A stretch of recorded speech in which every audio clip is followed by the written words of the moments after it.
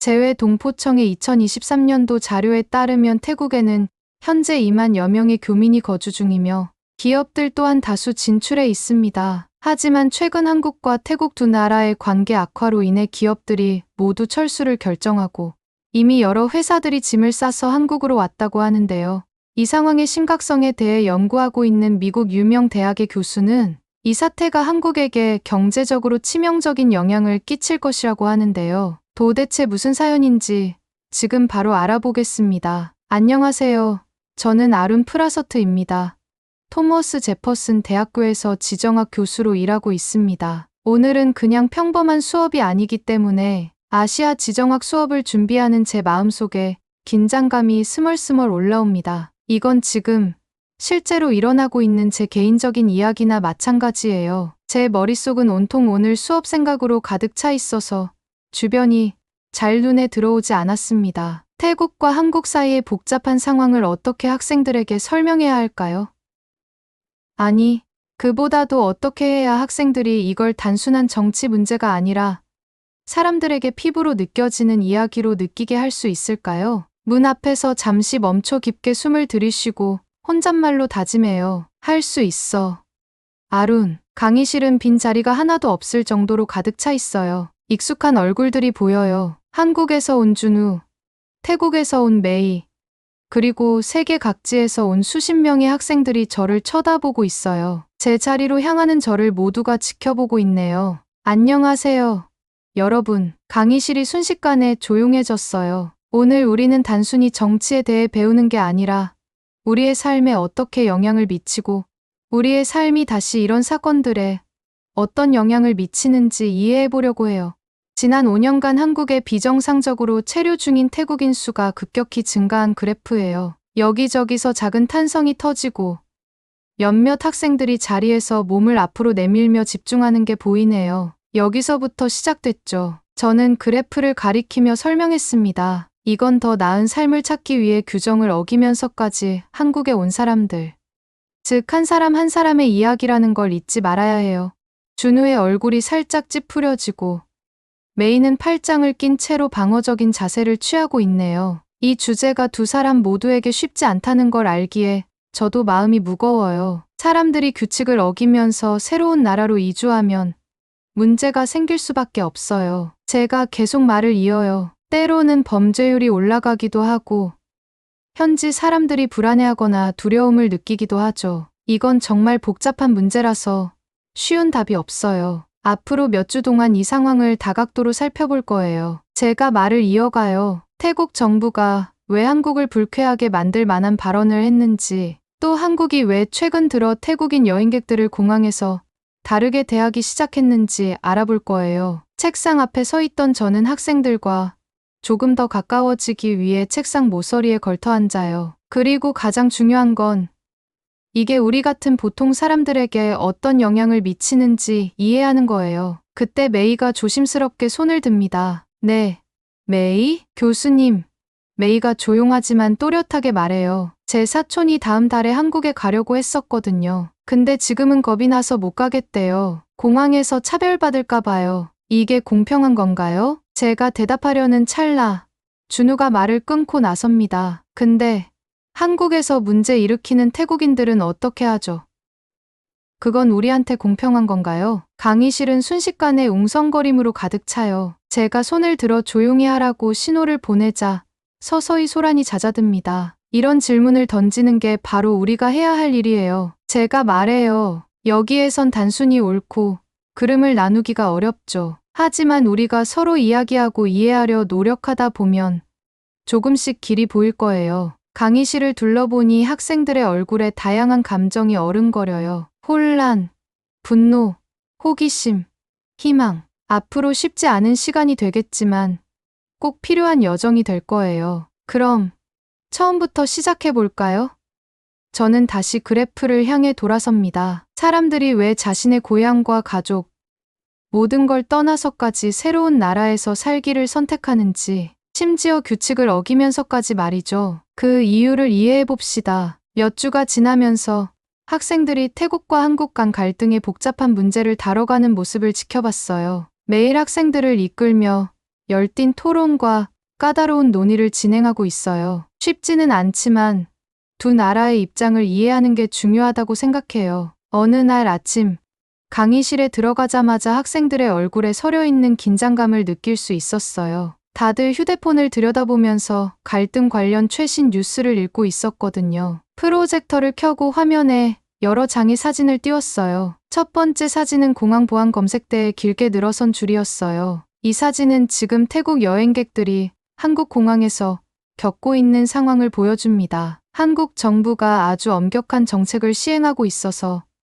태국 방문객들에 대한 상세한 검문이 계속 이루어지고 있죠. 다음 슬라이드로 넘어가자 화면에 한 소셜 미디어 게시물이 나타났어요. 태국 총리가 올린 게시물이었는데 이 글이 큰 논란을 일으켰어요. 그 글에는 태국이 한국을 식민지화할 수도 있다는 내용이 담겨 있었어요. 말은 아주 강력한 힘을 가질 수 있어요.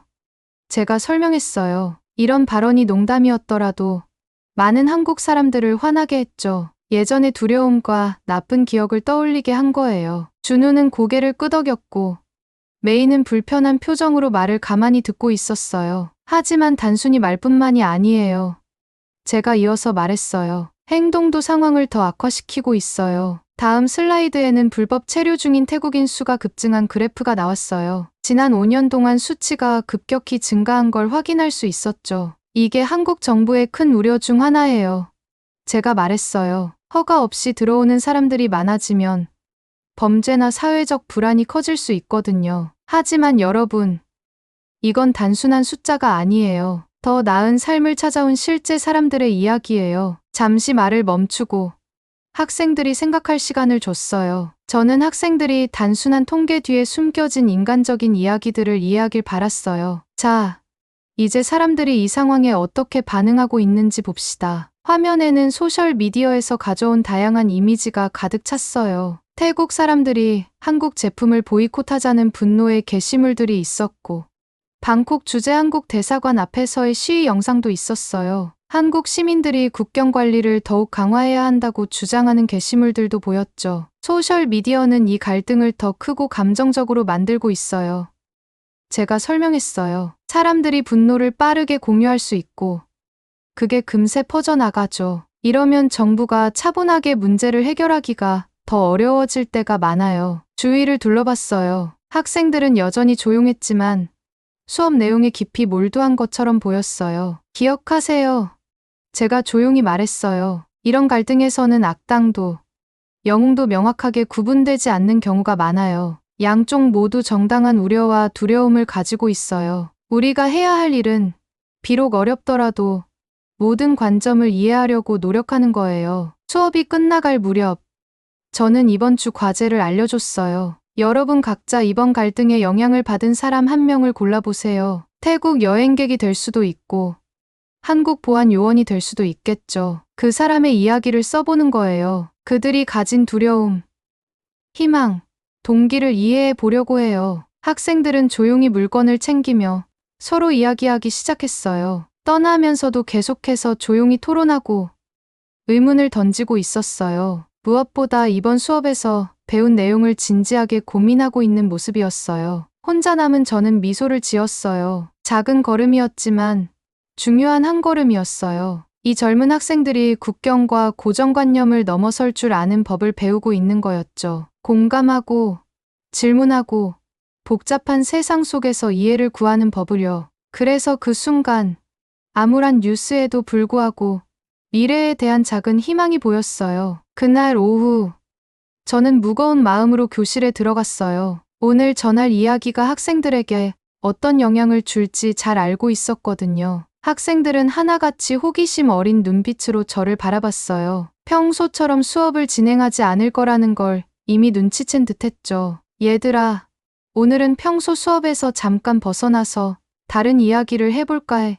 저도 모르게 목소리가 평소보다 한 톤 낮아졌어요. 지금 이 순간에도 벌어지고 있는 아주 중요한 이야기야. 교실은 순식간에 조용해졌어요. 학생들이 저를 향해 몸을 기울이며 집중하는 모습이 눈에 선하게 보였어요. 늘 토론을 벌이기 좋아하던 메이와 준우조차도 말없이 저를 지켜봤죠. 며칠 전에 이야기를 시작했어요. 한국 인천공항에서 일이 벌어졌어. 태국 관광객 한 무리가 여행을 하려고 공항에 도착했는데 호텔로 가는 대신 8시간이나 공항에서 발이 묶인 채 기다려야 했어. 잠시 말을 멈추고 학생들의 반응을 살폈어요. 교실 분위기가 조금 무거워지더라고요. 학생들 일부는 저도 모르게 몸을 비틀며 불편해하는 듯했어요. 공항에서 8시간을 꼼짝 못하고 있었다니 상상만 해도 답답했을 거예요. 그 관광객들은 범죄자도 아니었어. 그냥 우리처럼 평범한 사람들이었어. 근데 그 사람들이 죄 지은 사람처럼 취급을 받았지.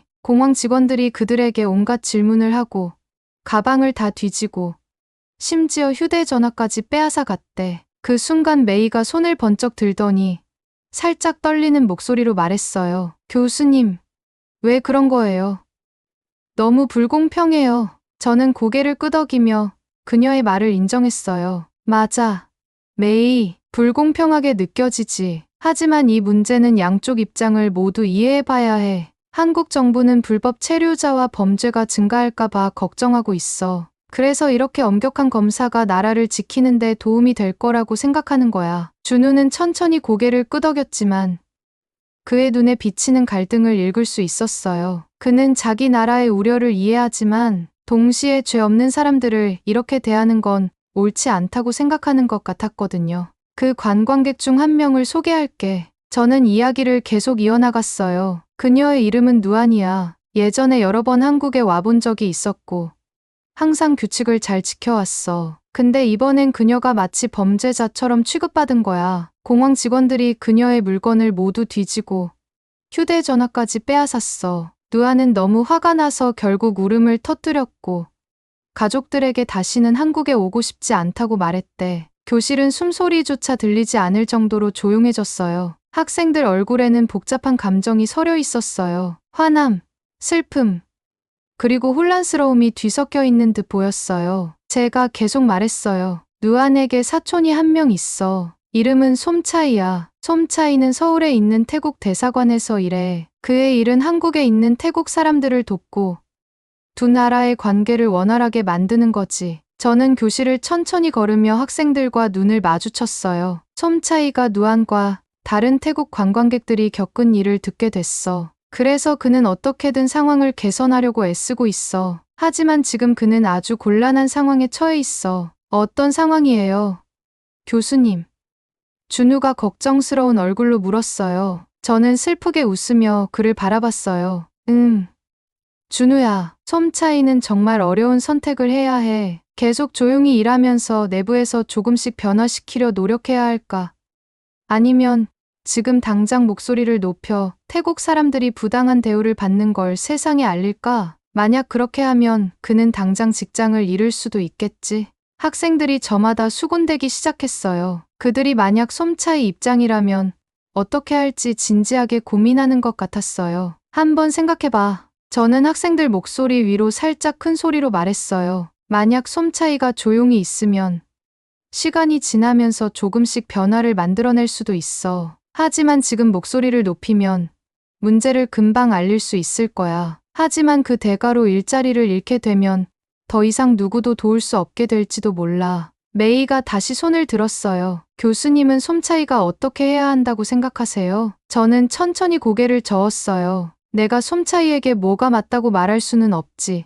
메이야, 이런 결정은 아주 중요한 일을 맡고 있는 사람들이 가끔 마주해야 하는 어려운 문제야. 정답이 딱히 있는 게 아니거든. 그때 제 주머니 속 휴대전화가 갑자기 울렸어요. 보통 수업 중에는 무음으로 해두지만 오늘은 특별히 중요한 소식을 기다리고 있었거든요. 얼른 메시지를 확인해봤는데 심장이 철렁 내려앉는 소식을 접했어요. 얘들아, 저도 모르게 목소리가 떨렸어요. 방금 속보가 나왔어. 솜차이가 결정을 내렸대. 그는 태국 대사관에서 사직하기로 했어. 교실 여기저기서 놀라움의 탄식과 외침이 터져 나왔어요. 저는 손을 들어 학생들을 진정시켰어요. 더 중요한 소식이 있어. 저는 이야기를 계속했어요. 솜차이는 조용히 사직하는 게 아니야. 곧 기자회견을 열겠대. 기자회견에서는 태국 사람들이 한국 당국으로부터 부당한 대우를 받고 있다는 걸 모두에게 알릴 거라고 해. 교실은 순식간에 아수라장이 됐어요. 학생들이 서로 이야기하며 열띤 토론을 벌였어요. 누군가는 한국을 옹호하고 또 누군가는 솜차이를 지지하며 격렬하게 대립했어요. 교실 안의 논쟁이 마치 두 나라 사이의 갈등을 그대로 옮겨놓은 듯했죠. 얘들아, 진정해.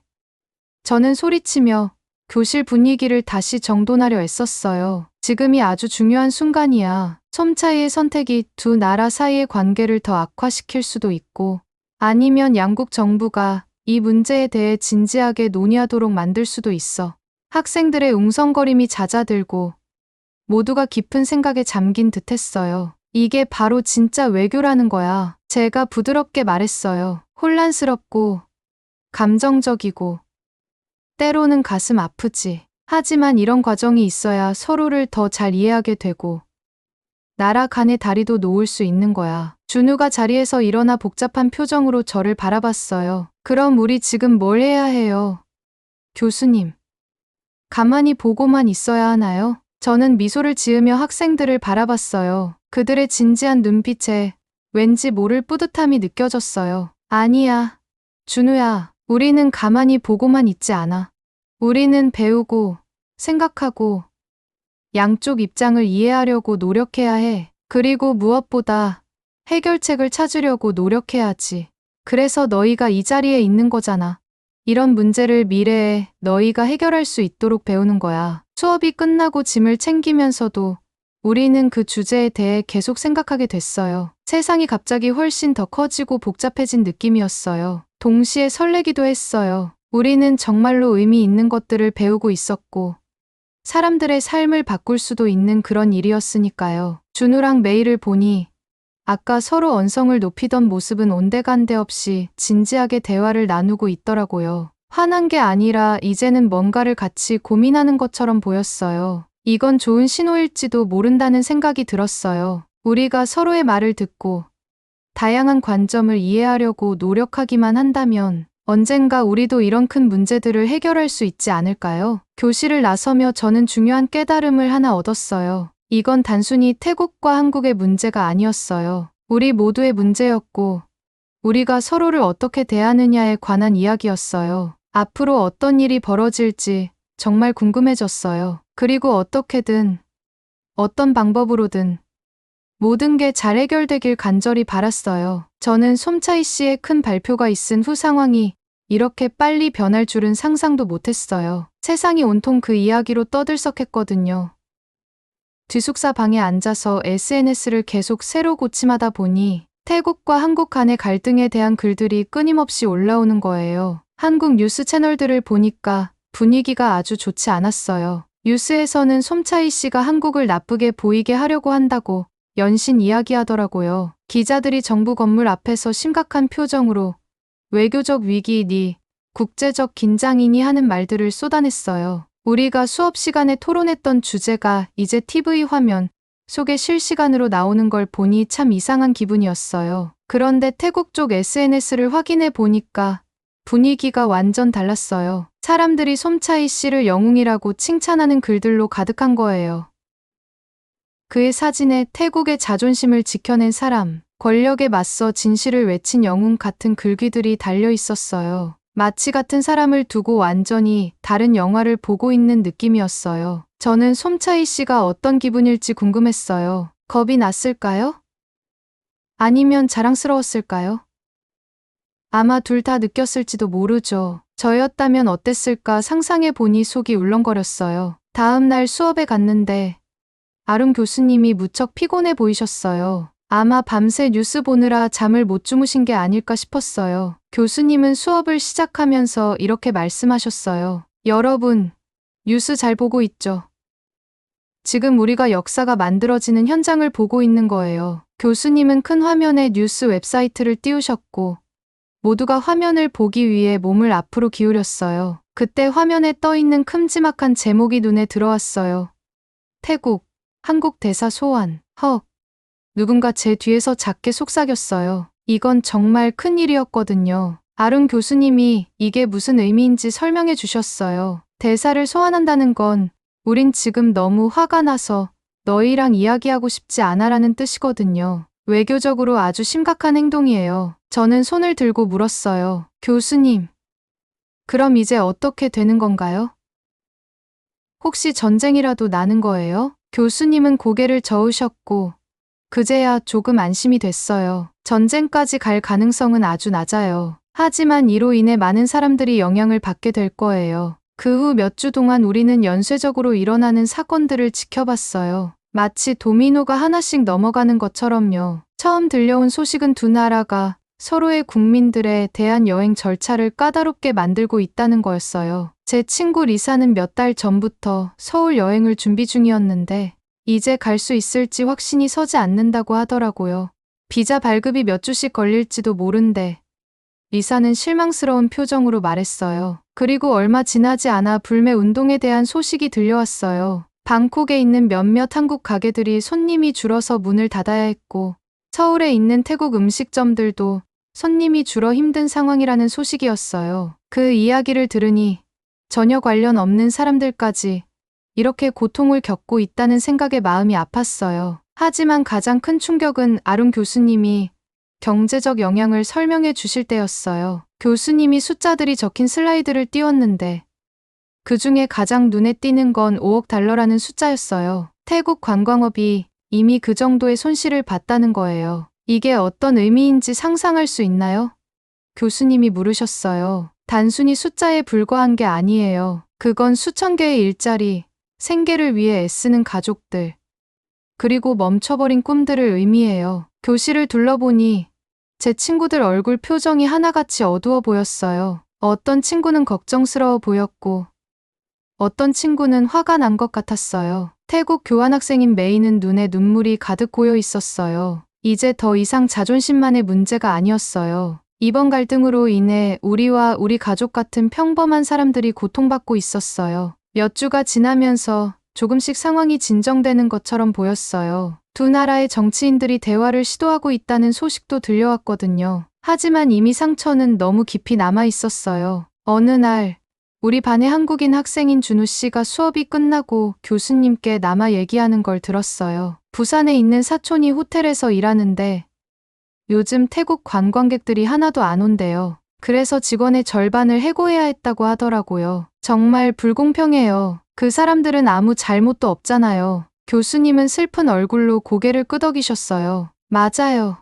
준우, 이런 갈등 속에서는 아무 관련도 없는 무고한 사람들이 가장 큰 피해를 보곤 하죠. 그날 교실을 나서면서 우리가 배운 모든 것들이 계속 머릿속을 맴돌았어요. 이건 교과서 속 이야기가 아니었어요. 현실에서 벌어지는 일이었고 우리 같은 평범한 사람들에게도 영향을 미치는 일이었어요. 그리고 그 모든 게 한 사람의 결정에서 시작되었다는 게 믿기지 않았어요. 그때 깨달았어요. 우리가 내리는 선택이 아무리 우리에게만 영향을 미치는 것처럼 보여도 실제로는 상상할 수 없는 곳까지 그 여파가 미칠 수 있다는 사실을요.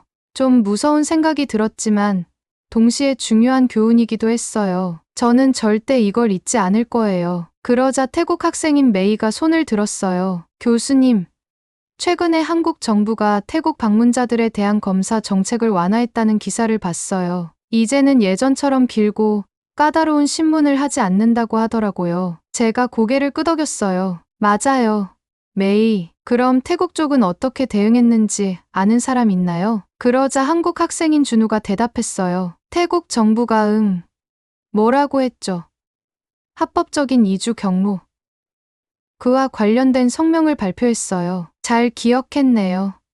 준우, 제가 칭찬했어요. 태국에서도 근본적인 문제를 해결하기 위해 더 많은 합법적인 취업 경로를 만들겠다고 한 거죠. 메이와 준우의 얼굴에 안도감이 떠올랐어요. 아주 작은 변화였지만 그래도 중요한 첫걸음이었어요. 근데 교수님, 다른 학생이 물었어요. 그렇다고 이 문제가 완전히 해결됐다는 뜻인가요? 제가 깊은 한숨을 내쉬며 책상 앞쪽으로 걸어갔어요. 그렇게 간단했으면 좋겠네요. 사실 지금 상황이 조금 나아졌다고 해도 그동안 생긴 상처는 쉽게 아물지 않아요. 벽에 걸린 세계 지도를 가리키며 말을 이었어요. 국제 관계는 아주 섬세한 거미줄 같아요. 한쪽 실을 너무 세게 당기면 전체 구조가 흔들리죠. 우리가 논의했던 경제적 손실들, 하루아침에 회복되진 않을 거예요. 또 일반적인 태국인과 한국인들 사이에 쌓인 불신, 그것도 회복하려면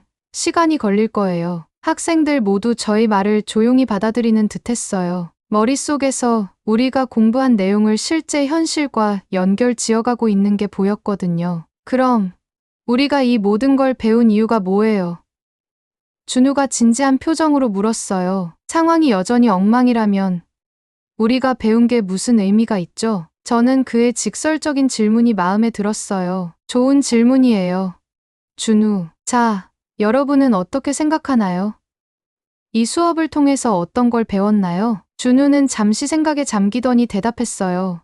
처음에는 그냥 우리나라를 지키는 게 제일 중요하다고 생각했어요. 근데 이제는 양쪽 모두에게 진짜 사람이 있고 그 사람들 나름대로의 감정과 고충이 있다는 걸 알게 됐어요. 그렇죠. 제가 고개를 끄덕였어요. 다른 사람들도 한마디씩 해볼까요? 메이가 손을 들었어요. 저는요.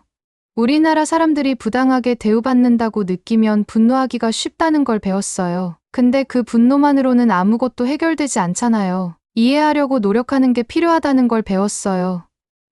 비록 그게 어려울지라도요. 학생들의 이야기를 들으며 저는 자랑스러웠어요. 이 학생들이 정말 많이 성장했구나 싶었거든요. 맞아요.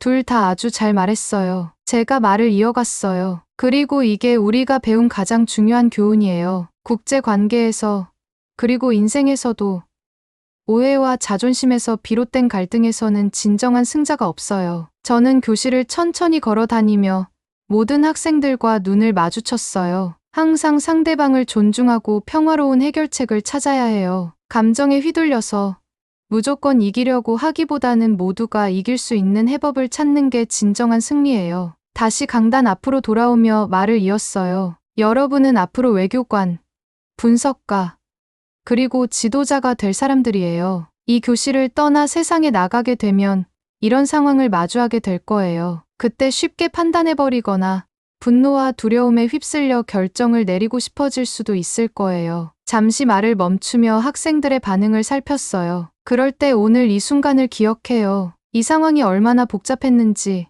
얼마나 많은 사람들이 영향을 받았는지 떠올리세요. 모든 정책 뒤에는, 모든 통계 뒤에는 여러분과 똑같이 희망과 두려움을 가진 사람들이 있다는 걸 잊지 말고요. 그럼 이런 상황에서 우리는 어떻게 해야 할까요?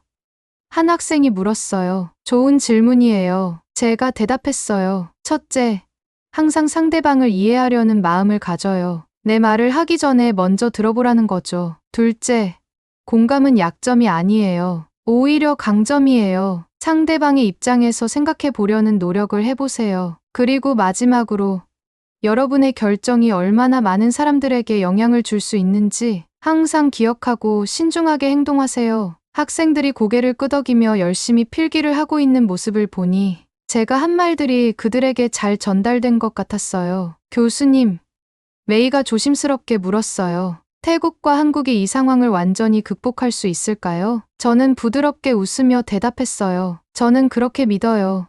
메이, 시간이 좀 걸리고 인내심과 많은 노력이 필요하겠지만 양쪽 모두 열린 마음과 따뜻한 마음으로 접근한다면 화해는 가능할 거예요.